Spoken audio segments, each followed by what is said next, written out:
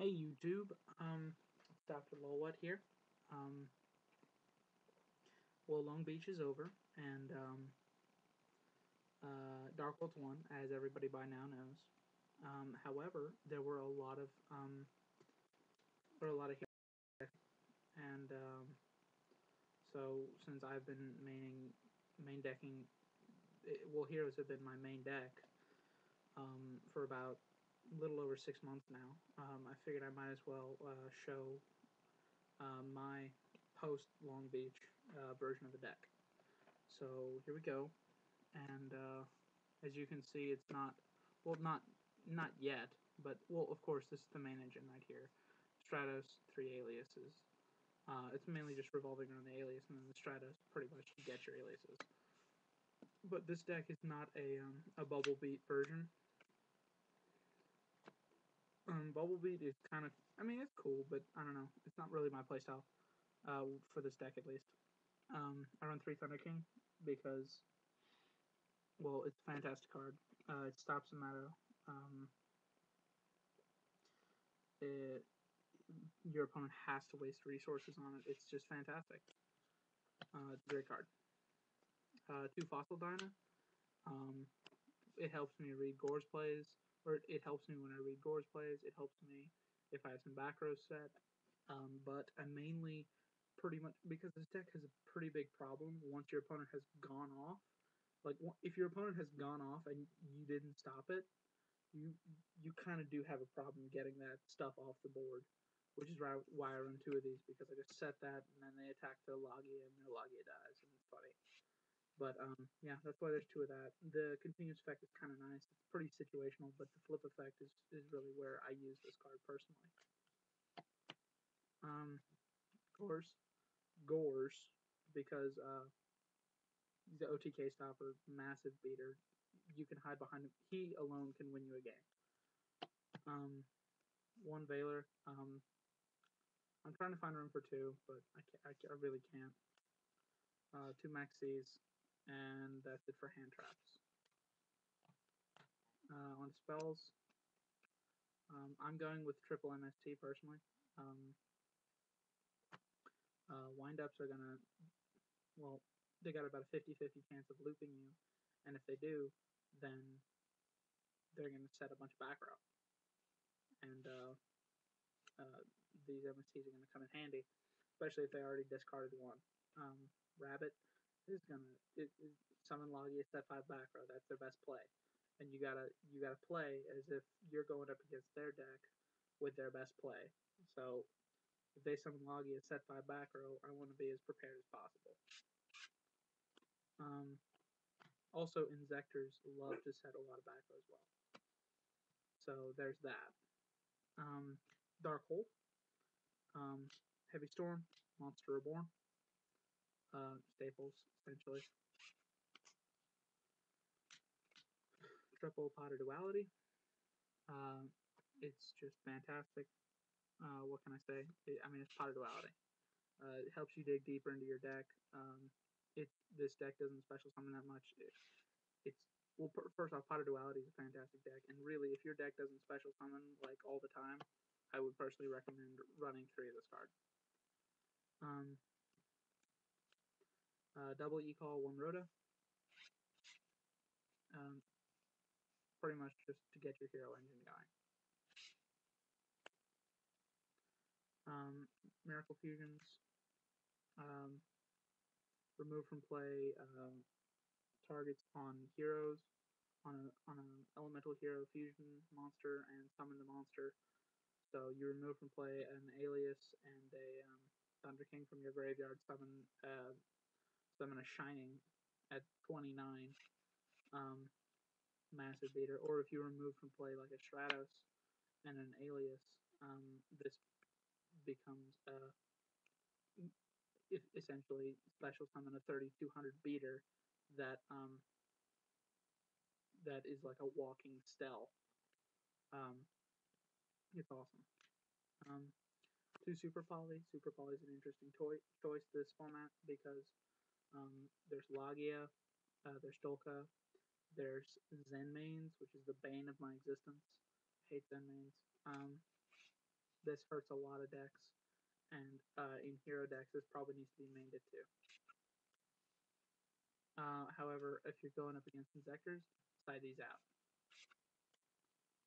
Book of Moon, because it's chainable, stops their play, it's fantastic. And then triple Gemini Spark, because Gemini Spark is completely necessary in this deck. You can recycle your aliases very easily, and this almost never is dead. It's fantastic. And then on to the traps, one Mirror Force. The potential to plus off of this card is just far too high. I love it. The reason I would change this card is not.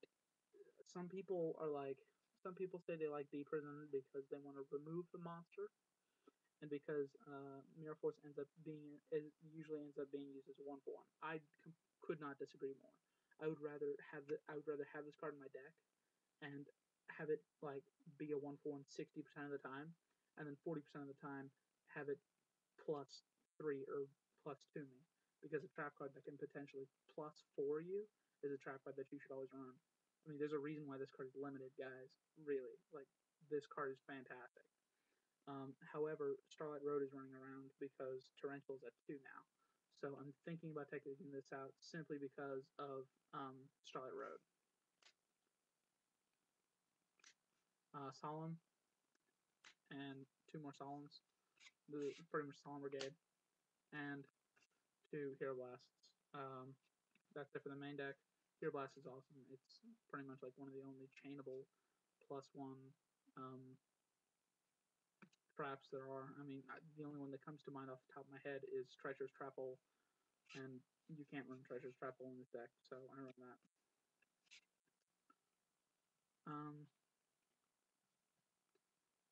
Onto the side deck, I run 2 Cyber Dragons. Cyber Dragon for other stun matchups. Cyber Dragon hurts a lot of decks. Anything with machines. 2 Doom Caliber Knights, Inzectors. Also, I side in Cyber Dragons against Inzectors as well, because it's really great, because it's just, you special summon this guy, you swing over whatever they have, and then the next turn they're most likely going to pop it.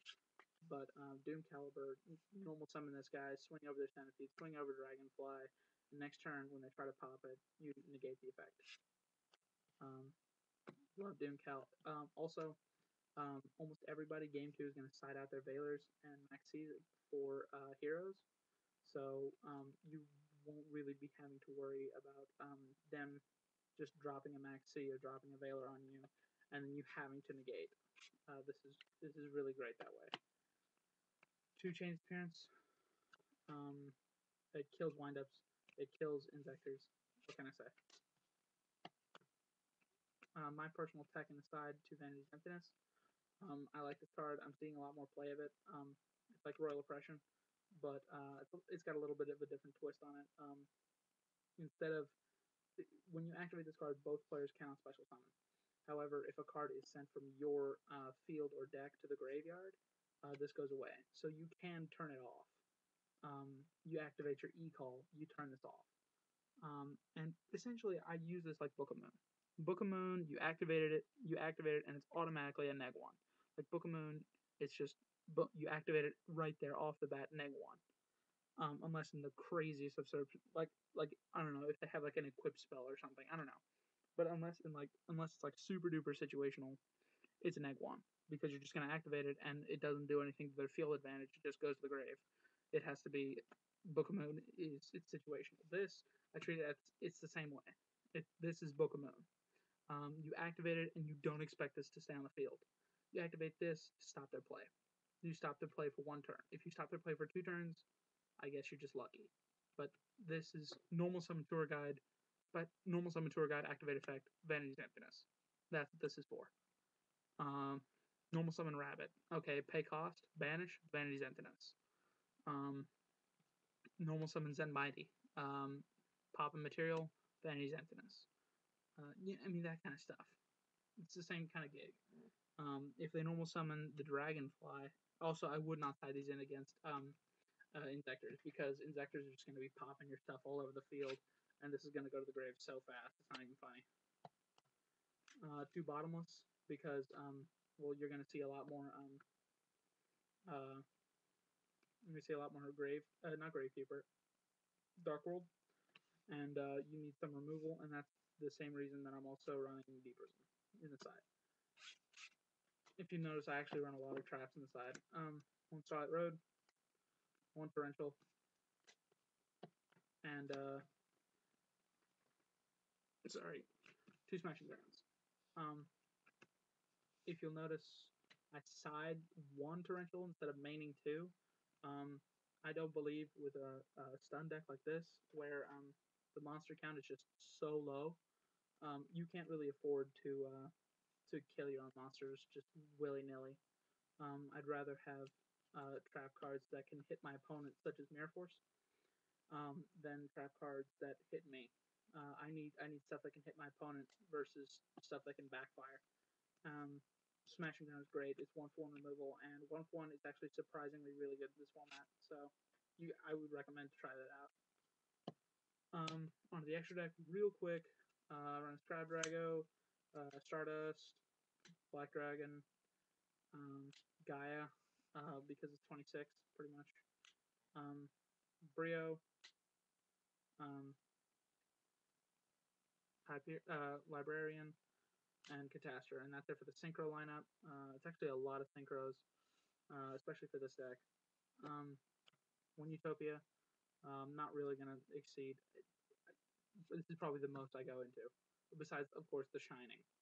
But, like, out of the synchros and exceeds, I probably go into this the most. Now for the fusions, we have Nova Master, which comes out pretty frequently with Super Poly, because Dino Rabbit gets crushed by this, and so does Zenmains. 1 Gaianite, which actually is surprisingly good. People will knock Gaianite, or not Gaia, just Gaia. People will knock Gaia, but I wouldn't actually. It steals half the attack of a monster for a turn, which can really actually help you out with if you need to push for game. This guy's actually the guy you want to go for. Like, if your opponent has like 2,000 life points left because they've already solemned, and you swing at them with, okay, say for instance they Solemn Judgment earlier in the game, and then you manage to take a direct hit with a Thunder King or an Alias. You summon this guy, steal half the attack of a Stardust, attack for game. I mean, this card can do really good damage. So, sorry, not yet, not you that. Tornado. Tornado's pretty cool. He's also, again, pretty situational, but he's not bad. You can make him with an Alias and Stratos. Don't forget Stratos' Wind. Some people tend to forget that. Ab-Zero. I don't run any waters. I really wish I could find room for one, but I really can't.